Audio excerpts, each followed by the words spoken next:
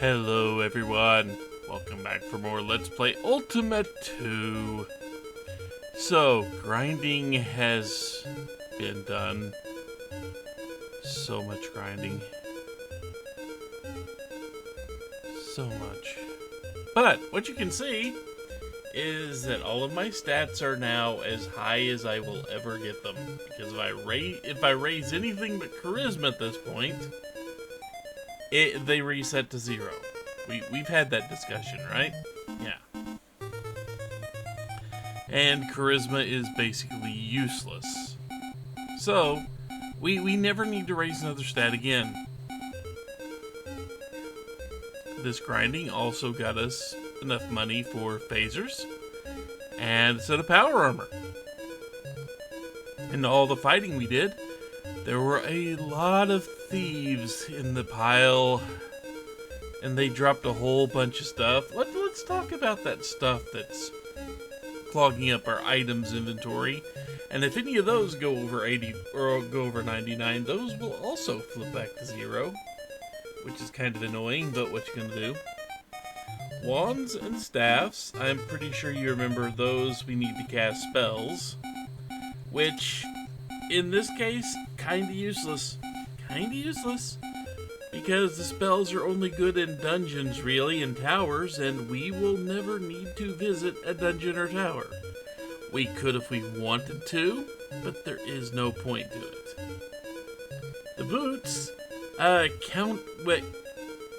they're not 100% effective, but they do counteract leg paralysis, which I'm pretty sure you saw at least one enemy casting on me. The cloak will counteract arm paralysis. The helm will allow us, and this does consume the item whenever it prevents a spell or something like that from hitting it. I found it does consume these items. I have yet to actually go look. It just seems like it does to me. I could be very wrong. The helms, when you use one, and this does consume it, the helm gives you a view of, well, the overworld. Not the most useful thing unless you're just wondering what the overworld looks like, but in a dungeon or something, it will actually give you the layout of the floor. It's much more useful there.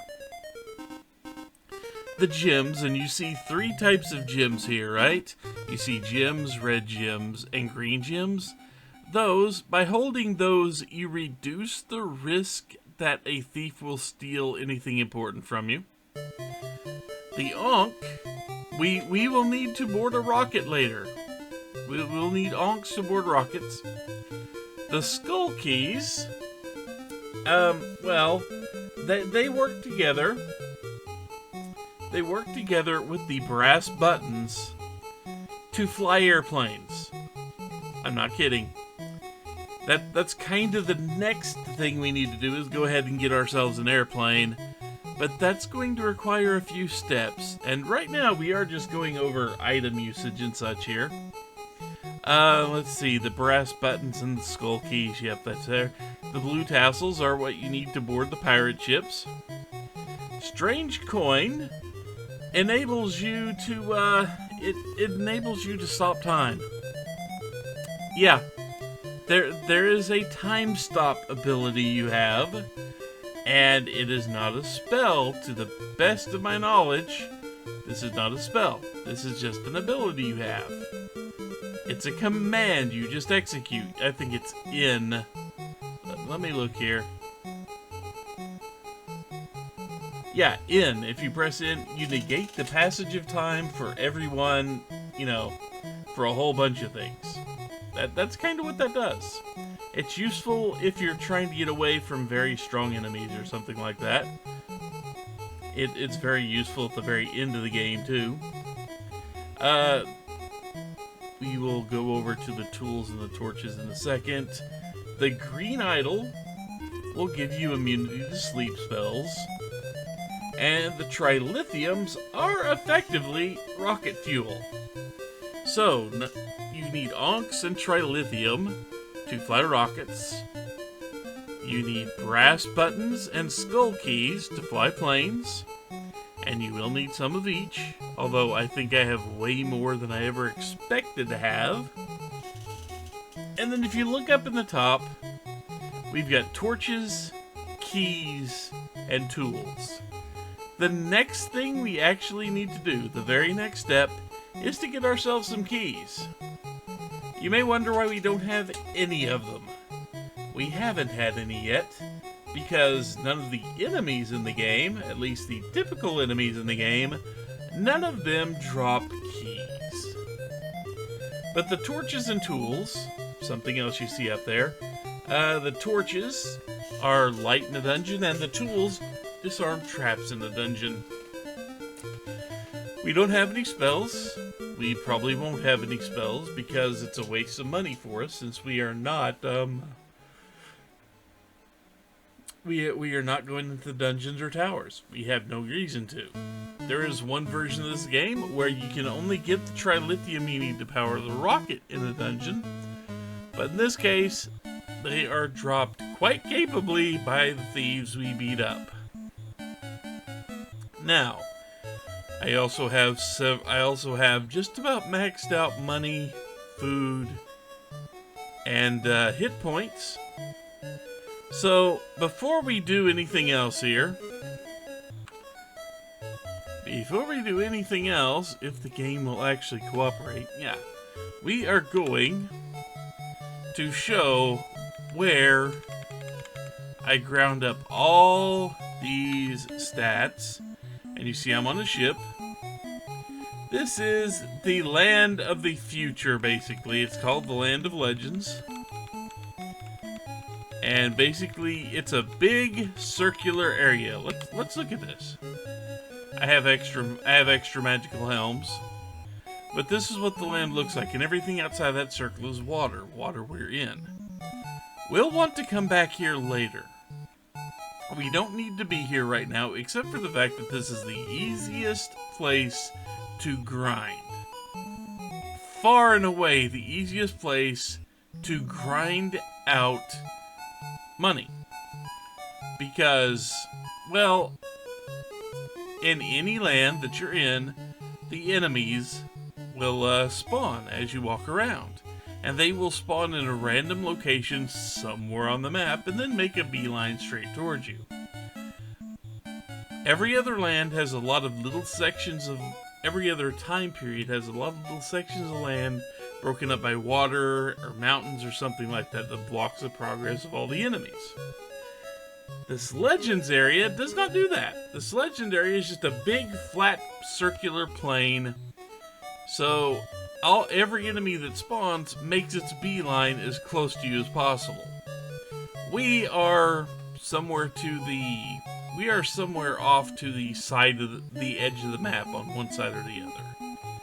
So everything that spawns in the right half of this circle heads right, and everything that spawns in the left half of the circle spawns left, or storms left, to try to meet us, and they all line up on the edge of the world. So let's go ahead and see, they all line up like this. So then I would do this, I would do this, and I would just start blasting everything, and then I would just sail up and down the shore.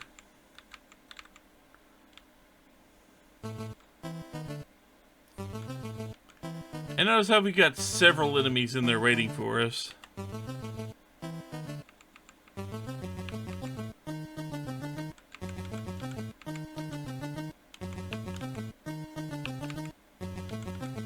We are also very strong.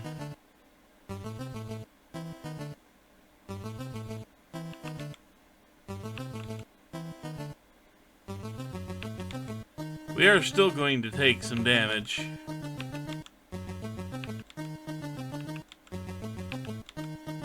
I guess I should also say, with the clerk at the Hotel California, before we continue here, the clerk at the Hotel California actually does cycle through which stat he's going to buff. He'll start out with strength, I think, then agility, then stamina, then charisma, the wisdom, intelligence. Now, there are a couple things here. If you do anything but... And it's all based on which turn your character is on. So, let's say he just buffs strength, and the next, if you talk to him, if you offered him gold immediately, the next talk would boost agility, unless he just took the gold and said thank you. Well, if he just took the gold and said thank you, or you decided to go into the menu and look at your stats, agility would get skipped and would move to stamina. Then you could offer him again, and if he raised your stats, he'd raise stamina. If not, he would just thank you, and stamina would skip, and the next step would move to charisma. That's kind of how he works. Except it's not 100% I found. Sometimes it's weird about how it calculates which turn you're on, because sometimes the thing queues up a few movements at a time, so it'll waste some time. But in general, you can, if you're careful, with enough saving and enough restarting and all that, you can do what I did and get everything but charisma to get boosted up to maximum. And every time I screwed up and he boosted something that was at the maximum, I basically just restart and reload until I could count the number of steps correctly to get from the entrance of town over to the hotel and do that. So yeah, I did plenty, and I do mean plenty of work to try to get what I need to get. So now, we need to get back to 1990 AD. The only problem is, there are no easy, quick paths to 1990 AD from Legends. Legends can take you to, well, Pangaea. There is a direct route to the 2112 AD Aftermath. There is a route to 1423 BC. Oh wait, there is one 1990 AD, but it takes you to the one we know and we don't really care too much about. But we'll still make use of it anyway. The third one over from the left. That's correct. Third one over from the left. Come on, game.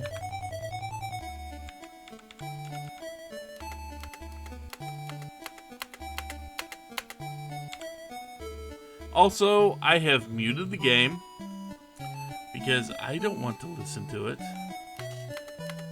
So unless a ship just manages to show up here real fast, we will be taking this time gate back. And this time gate, when we take it, will take us to 1423 BC.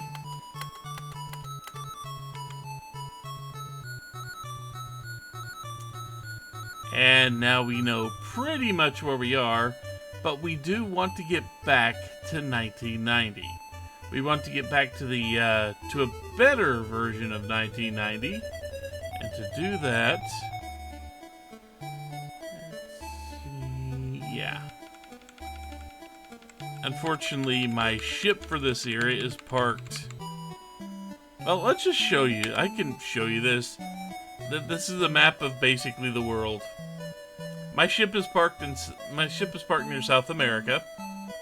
But yeah, this is what this particular land and 1990 and 2112 both share the same map.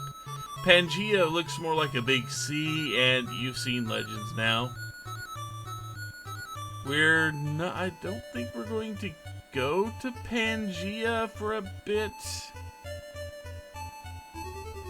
No, we're not going to time gate through Pangaea just yet. That's one of the later stages anyway that we care about. But we are going back to 1990, and the easiest way to get there is to get to basically South America here, use that time gate to go back to the 2112 Aftermath, and use the time gate we appear in there to warp to South America in 1990.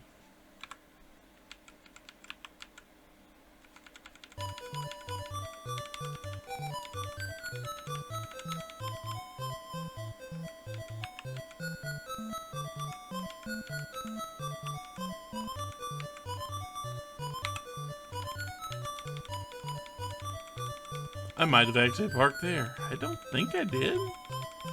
No, I didn't. There's my ship. Unfortunately, you can't take these through the gate. I wish you could.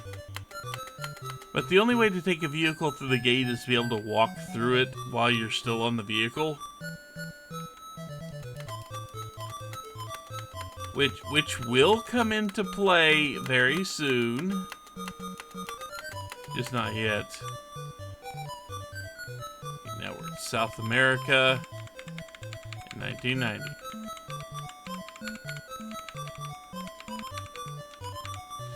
And now here we are outside of the town.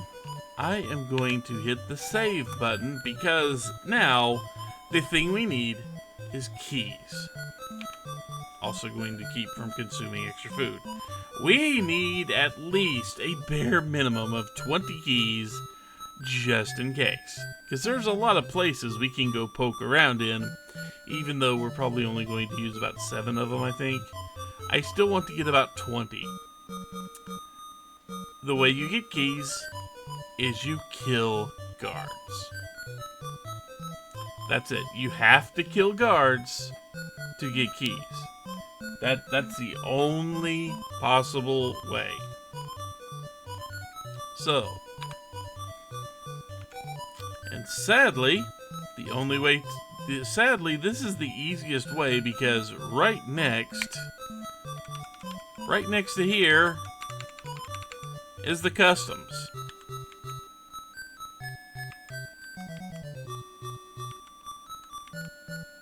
And that funny no response means he's an invisible guard. Or invincible guard. So what we're going to do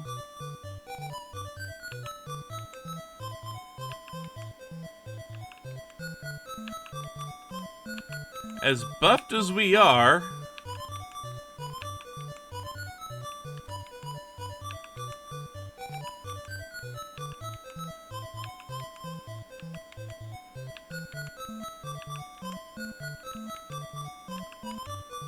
we're generally not going to have too much of a problem with these guys, but they are going to take chunks of our hit points with them.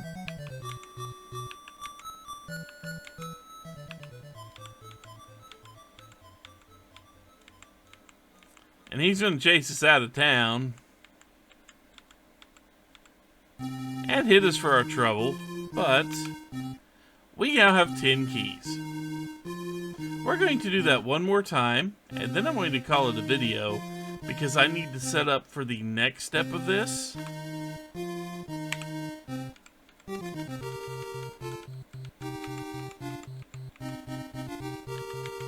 Yep, he's still invincible. But as buff as we are, we can do this. I will probably want to go by Lord British, because when they hit, they do a couple hundred damage each.